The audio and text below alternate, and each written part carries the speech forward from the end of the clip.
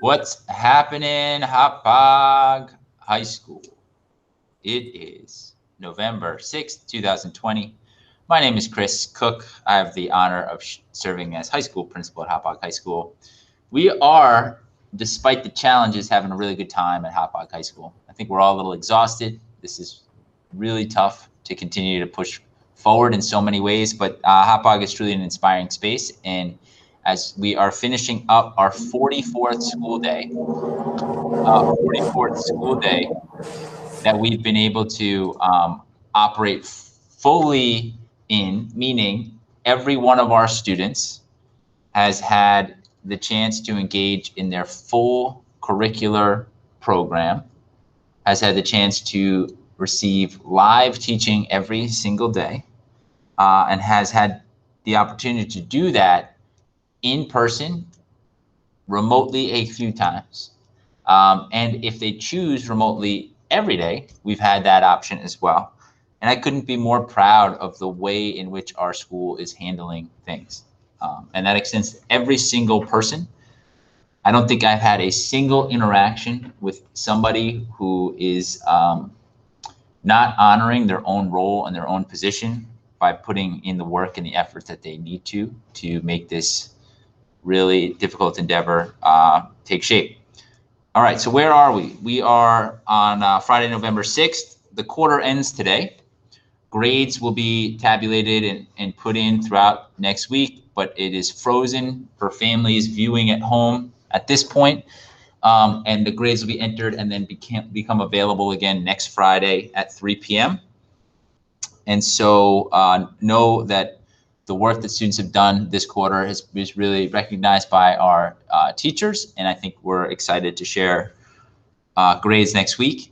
Just because it is Friday the 13th next week does not mean the grades are going to be nightmarish, okay? We are expecting a lot of good things to emerge from the work that our students have done first quarter. I think it's important for me to say that since getting here, I think I promised to get back to anybody who's reached out to me and even our team, and it's been kind of a philosophy of our entire team. We try to get back to them within 24 hours. So if you have a question, we always try to get back to people within 24 hours. I think we're probably living into that at about 99% of the time, getting back to people within 24 hours. So please reach out to us if you have questions. So we went through an experience a couple weeks ago that led us to having to quarantine a fair amount of people at Hauppauge High School. We are trying our best to be safe, and I communicate this regularly to our students and our staff. Be safe and stay open. Be safe and stay open. Be safe and stay open. So almost every decision we make is in alignment to those two things. Be safe, stay open. And so part of that is having to rethink post the situation from a couple weeks ago, how to build and rebuild a system to make sure that we are safe and stay open. Now, we had thought we had designed systems that were in alignment with policies from the Department of Health, from CDC, that would enable us to be safe and stay open. As we went through a process and interacted with government agencies, we were told something a little different. And so the redesign now is to make sure that we are exceeding any standards they may have by a wide margin. So here's the basic gist. Students, instead of eating in classroom spaces, will eat in the commons. However, we don't have enough space in the commons for students to eat all at once.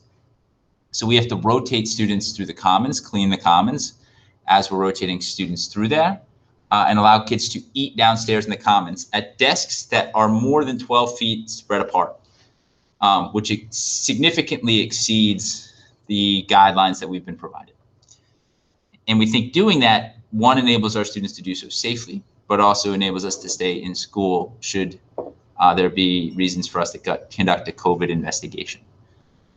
So how would your child, or how do you experience that as a student? So maybe you have lunch second period, or third period, or fourth period, or fifth period. You will return to the room that is on your schedule.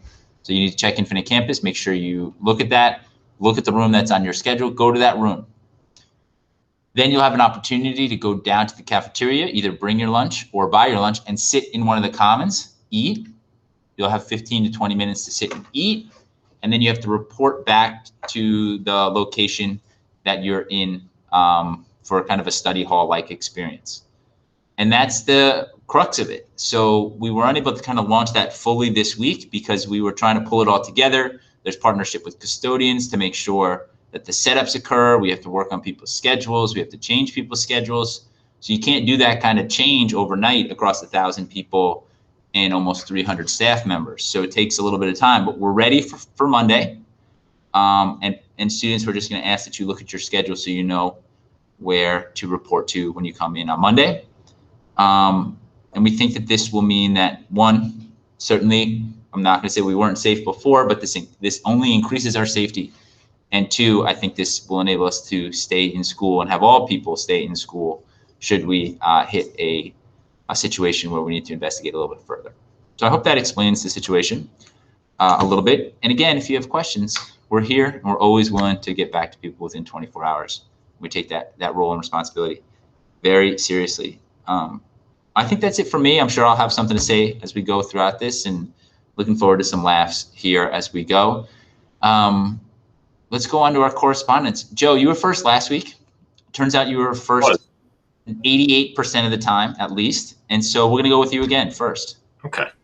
That is a good move, I think. And just to comment off what you just said, you always have something to say. So jump in whenever you want. I am here to give the Jort report, the sports correspondence this week. But real quick, just a reminder for anyone that's interested in signing up for driver's ed, the deadline for applications is the 19th of November. Classes start on the 30th. And as everyone knows, we are doing the classes virtually, so they're all on distance learning. And the driving portion, the 24 hours of driving instruction, is done with a parent or guardian. If you sign up, you'll get more information about all of that. But the application's on our website under Docs, and it was sent out over Parent Square a couple weeks ago. Just see me or Mrs. Sirico if you have any questions. And that's my one update for now in terms of deadlines. And I just want to, every week I'll do this, but I just want to remind everyone, keep in touch with your counselors, keep in touch with your teachers about not just your needs in class, but about your future plans so that you're taking classes and doing well enough and accomplishing what you want so that you can meet your future goals. So again, connection is key. So just keep in touch with us about everything that you need. So now we'll jump into, as Chris would say, or Mr. Cook would say, hard pivot to sports. So we got a quick update here on what happened in sports since last week. So those of you that are fans of the show might remember that Mr. Cook and I made a friendly wager as to who would get destroyed by more, whether it be the Jets or the Giants. Mr. Cook won that bet. The Jets lost miserably to the Chiefs, which we predicted. And the Giants lost to the Buccaneers, but it was in a last-second fashion, and they almost won the game. They still lost, but Mr. Cook won the bet. So congratulations, Mr. Cook. The Jets are worse than anything ever. They play the Patriots on Monday night this week, which is going to look a little different this year with no Tom Brady. And the Patriots look like they're a disaster waiting to happen too. So we should see – we'll probably only lose by about 25 or 26 this week instead of 29. So we'll see. Also, another thing that happened over the last week is Major League Baseball started giving out their awards. A Yankee, DJ LeMahieu, won one of the Silver Slugger Awards. So far, that's all we've won. We haven't had any other New York players win an award yet. But, you know, MVP and the Cy Young Awards, those are going to be coming out soon.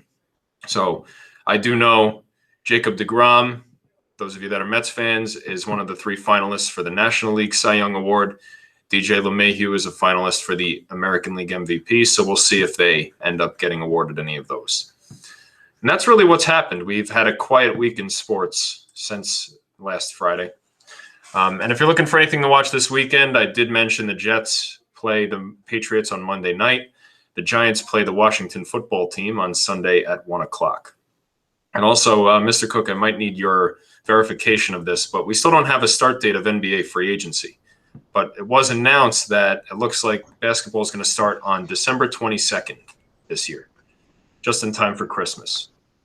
So they'll have their games on Christmas Day as they normally do. So that's about what's been going on and what happened. And now we're on to this day in history. But I'm actually going to go back a few days because this is an important day, November 1st. So today is not November 1st. I'm saying November 1st is the day that this next thing happened. Today is November 6th. So I'll get to that. But on November 1st, we had a big event for Hauppauge, actually. So those of you that know Val James, he was a Hauppauge resident and Hauppauge High School. I believe he graduated. I don't have the year, but I know he was a longtime Hauppauge resident, was raised in Hauppauge. He was the first African-American player in the National Hockey League for the Buffalo Sabres. And on this date, well, not this date, again, November 1st, 1981, he made his debut. And since then, we've had dozens of other African-American players that he's been able to be a model for. But he made his debut on this date, again, in 1981. Congratulations to Val James. You make Hauppauge proud, and we're all proud of what you've accomplished.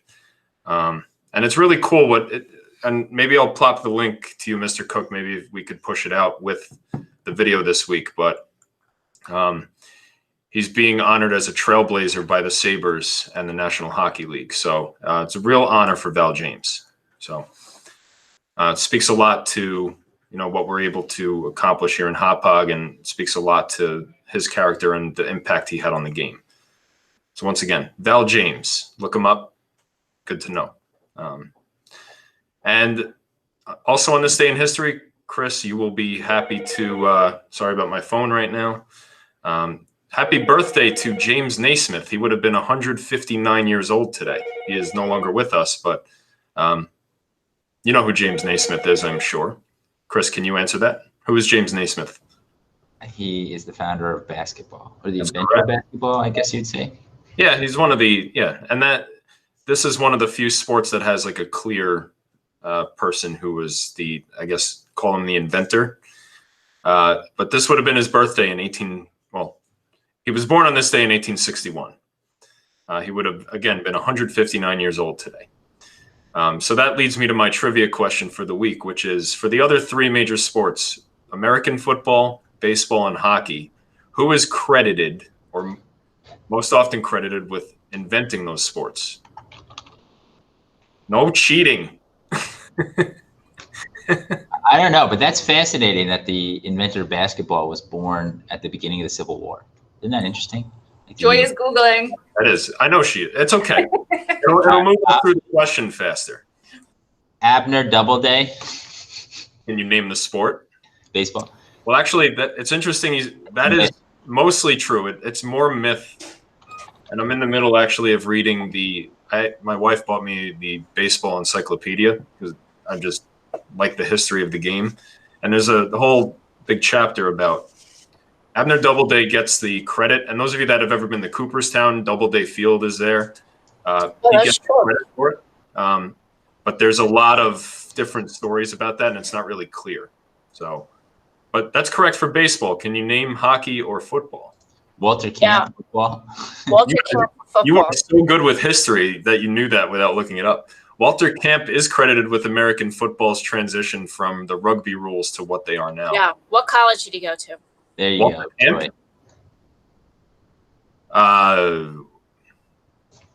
The university. Where'd he go? Yale. Went to Yale. Oh. And I didn't know that. I looked it up. Yeah. I'm Nice. not ashamed to let you know that I looked it up. Thank you. Because that's a Hockey. Who knows hockey? Hockey. William Fairbrother. That's he's the one who invented the hockey net. So he invented the net. I know when you Google who invented hockey, that's the name that pops up. It is. But if you actually read the Wikipedia article that you found that in, he just invented the net for the goal.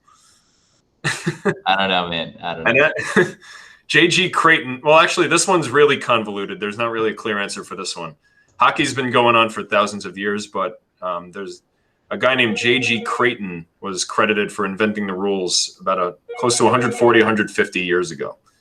And I get a lot of phone calls during my correspondence here because a lot of people want to talk about these details, but I'm sure I'll connect with them later. So Excellent. Anyway, that's my sports correspondence for the week. Once again, congratulations to Val James. Thank you for setting an amazing example for so many players after you. And with that, I'll go back to Chris and over to whoever's next. I think Joy. All right, hi everybody. So I have a few PSAs for Hauppauge High School before I begin with my correspondence. And the first PSA I'd like to share with you is from our Hauppauge High School Share and Care. We are doing a virtual turkey trot between November 23rd and November 30th. So we'll let you know that we will be getting out to you a sign-up sheet, and you can take family members and friends all around Hauppauge or any of the trails that are available around Long Island. If you would like to amble, sashay, waddle, run or walk, this is to benefit friends of families, which every year our Hauppauge High School Share and Care, together with a variety of our co-curricular clubs, partner to raise money to assist families in our community in need. This year, we know the need is great, and we are in the process of doing a lot of different fundraisers. So we welcome you to be a part of the Hauppauge High School virtual turkey trot. And you might want to do this after your Thanksgiving meal to work off a few extra pounds that you may have gained during your holiday dinner. All right. In celebration of our seniors, I'm happy to announce that we have rescheduled our senior week. Seniors, thank you so much for being patient. We waited until we were all back together as our high school family, and next week, starting Monday, will be Hauppauge High School first time ever special senior week. So the themes are as follows, everyone. Monday is blackout day. So everyone put on your best black and show your senior pride. Tuesday is matching day. You can dress like each other. You can dress as your favorite high school principal or a teacher, and certainly come dressed to impress. Remember that we are closed in honor of Veterans Day on Wednesday.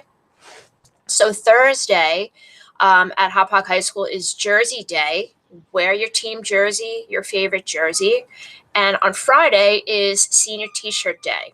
Seniors, if you haven't purchased your senior T-shirt yet, you can reach out through Google Classroom, class of 2021, to Mr. Shahegan or Mrs. Richards, or you could stop into their classroom anytime next week to pick one up.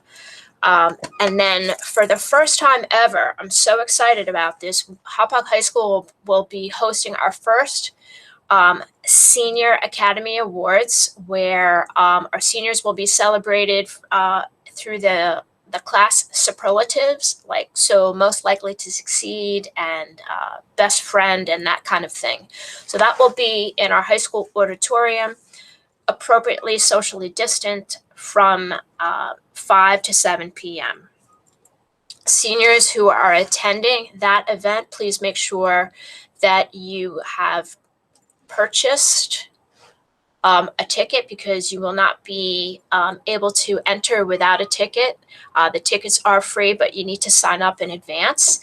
And we are asking our seniors to participate in a non-perishable food drive. And all the seniors who participate will get a beautifully handcrafted homemade mask by one of our seniors, Charles Trantham. I'm very happy that he created these for us along with his family. So thank you very much for that. Okay, here we go. Pivoting over to our National Day today. So Joe Whitehorse, today is National Jersey Friday. I have here my Hauppauge baseball jersey with my name on the back of it. Thank you, Hauppauge Eagles baseball. Today is a favorite Today is National Nachos Day. This day originated back in the 1940s and was actually a mistake in a restaurant where the chef was serving up quesadillas and didn't have enough to go around, so he cut them in quarters. And this soon grew into the nachos that we have today. So enjoy some nachos this weekend, and remember, if you eat them standing up, it doesn't count. Doesn't there count. you go. And last but not least, today is National Saxophone Day. This goes actually back to the early 1840s. A guy by the name of Adolph Sax was a musical instrument inventor. And in 1846, he received a 15-year patent for the saxophone that we know and enjoy today. There are 14 different versions of the original saxophone design, and ranging from soprano to contrabass. So if you enjoy some good jazz, turn that up this weekend while you're eating your nachos, and you call it an excellent weekend. All right, that's what I have on my end. Oh, one last thing. Our co-curricular clubs have started, everybody. So we will have, we'll put out on Parent Square the clubs that we are running with the corresponding advisors. Each of the advisor you can easily reach by email, and they will help you out with their club meeting days and times. So thanks, everybody at Hop Hog. We are so thrilled to be with you. Over to Christy now with traffic and weather. Hello. Happy Friday. Just want to congratulate everyone on another successful in-person week of school. Today's the last day of the quarter, and I hope you all had the best quarter ever for first quarter and tried your hardest. I know we've been meeting with a lot of families, distance learners, in-school learners to try to provide as much support as possible. I just want to encourage everyone to continue to reach out. We are available whether you are on-site or a distance learner. We are welcoming back students into the building, some of our students that are coming back from on-site learning, and we can't wait to see you on Monday. If there's any questions or concerns that you have, please feel free to email us, contact us through Parent Square, or stop by our offices, and we are happy to assist you with that. Today, Wednesday is Veterans Day, and I think we can all agree that it would be hard to say someone doesn't enjoy a day off here and there, but please take a moment to remember the purpose of Veterans Day, which is to honor all of those who have served the country in war or peace, whether they are alive or have passed away, and it's intended to thank them for their services. So very thankful for the services of our veterans. I added a trivia question, and this might be easy, I know, Joe, but you know, sports is dominating, and we have to round this out a little bit.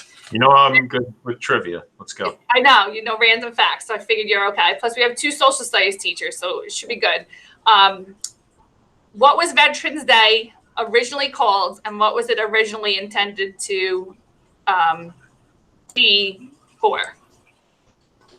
I don't know this one. Chris is Googling it. I want to say, right? It was. I want to say it was Remembrance Day. I think, but originally I think it was for World War I. Yeah, I have no idea. It was for commemorating World War I. It was called Armistice Day. Armistice Day. There you go. Yeah. I should All right. Good. Well, I haven't gotten one sports question all year, pretty much. That was good. Who's your favorite sports That was team? very good. No, it's very good. Gotta come out with more. Come on. Give us another one. I'll work on it. All right. So it's 65.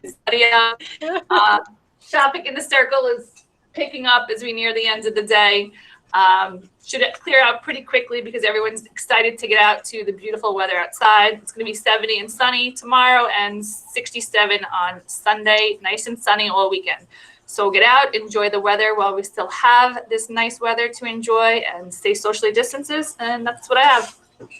Got it. Fun fact about traffic in the circle, 210, actually like 150 to 220. It's pretty bad out there. You come in at like 224, you're in and out. Just giving people a heads up.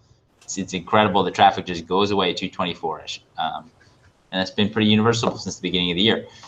All right. Listen, this is the month of attitude of gratitude. So we're going to ask everybody on here to give a quick shout out to somebody they're thankful for. I'm going to do start with the month if we're going to do this each week. Thankful for my dad. I've been, he's been really important to me for a long time, but just really grateful lately. Just he helps to kind of do some things to take care of our kids and helps kind of coach my son's lacrosse team and just kind of leans in a way that it's been really awesome to watch Grandpa do. So big shout out to my dad. Grateful for him. Joe.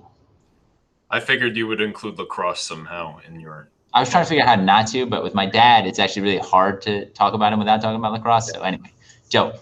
I'm going to go to, I'm very thankful for my wife, Kirsten. She is, we have a 15-month-old at home. So, working, helping raise a child, and he's a very happy child, and I credit her a lot for that. So very thankful for everything she does. Nice. And you guys too. I'm thankful for you guys. Yeah, you get one, Joe. You get one. I included it in my one. I thought I had one. No. Moment. Yeah. Joy, attitude of gratitude. Go for it. So, the first thing that I want to be thankful for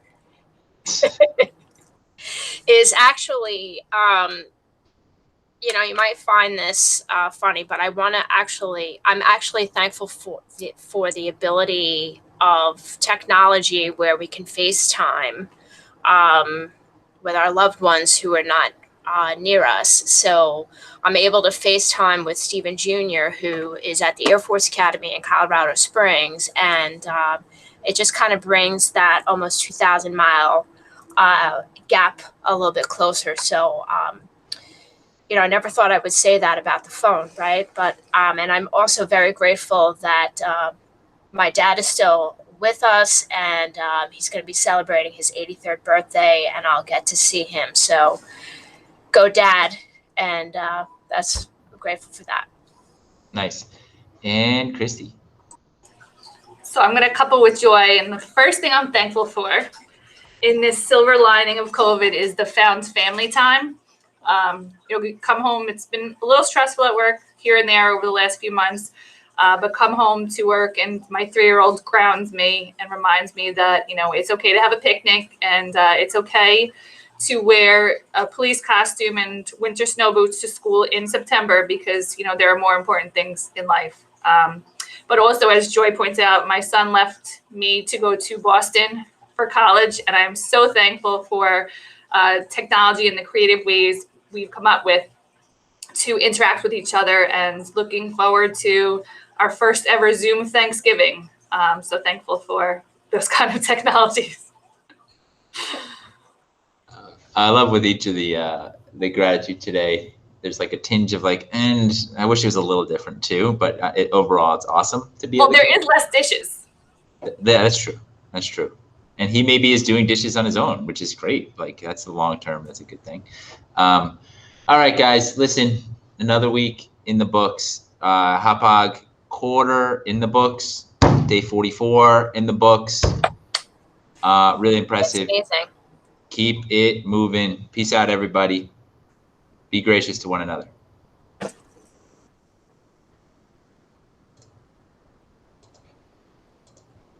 Stop recording. Boom.